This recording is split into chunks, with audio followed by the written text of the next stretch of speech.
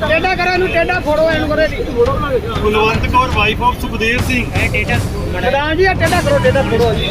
दूजे बने दूसरे बने। हाँ जी हाँ जी हाँ जी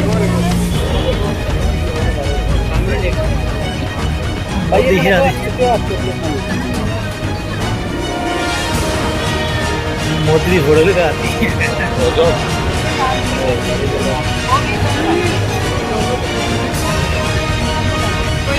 और बुला लो एक आधा। 2 मिनट बुला लो।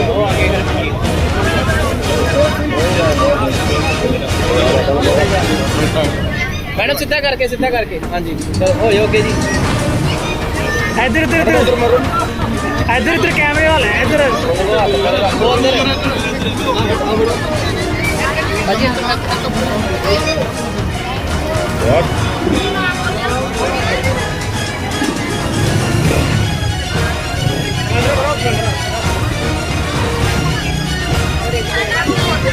एक और हुआ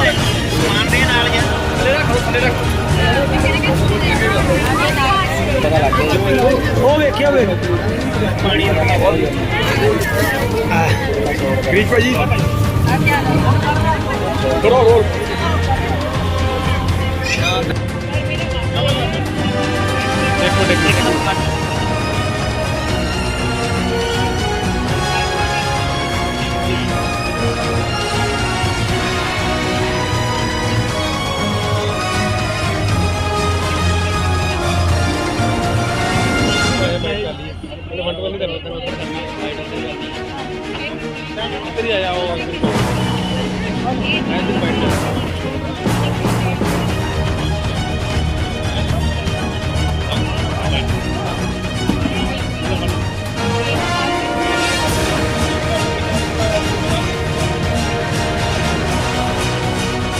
100% आज तक जो हो रहा है लोगों की सुविधाओं के लिए हो रहा है। खुशी जब उन्होंने कहा है कि मैं दिवाली से पहले कोई खुशी दूंगा तो पूरी उम्मीद है सीएम साहब के साथ। बिकॉज़ पिछले 10 दिनों में नवजोत सिद्धू या सीएम साहब के साथ जो मीटिंगें भी हुई, जो प्रेस कॉन्फ्रेंस भी हुई, रात तक भी मीटिंग्स चली, तो वो इसी बात पे चली कि हमने वादा किया था कि बिजली सस्ती देंगे।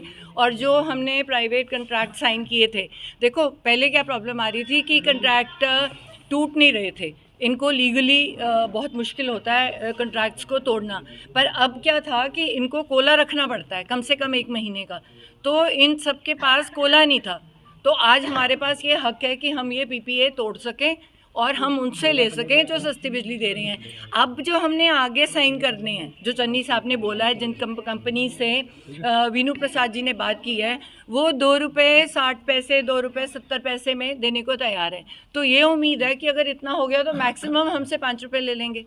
सो बहुत उम्मीद है सारे पंजाब को और ज़रूर ये तोहफा मिलेगा। किसान नेता ने राकेश कैद ने कहा कि 26 नवंबर तक जो खेती कानून है वो रद्द नहीं हुए तो दिल्ली की घेराबंदी की जाएगी ट्रैक्टर ट्रॉलियों से।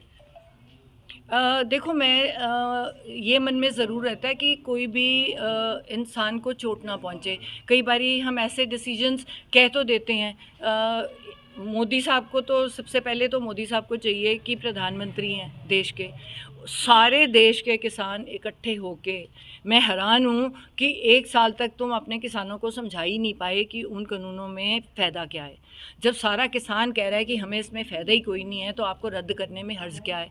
उनको सबसे पहले चाहिए कि नेशनल सिक्योरिटी है, बाहर भी लोग इतने ज़्यादा प्रोटेस्ट कर चुके हैं इस बात के लिए, क्यों नहीं मान रहे।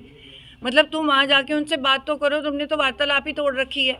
तो फिर ये स्थिति जो भी पैदा होगी, ये हमेशा इसमें कोई ना कोई डर रहता है कि कोई ना कोई ऐसा इंसिडेंट ना हो जाए जिसमें क्योंकि उस तरह से भी रिएक्शन होगा।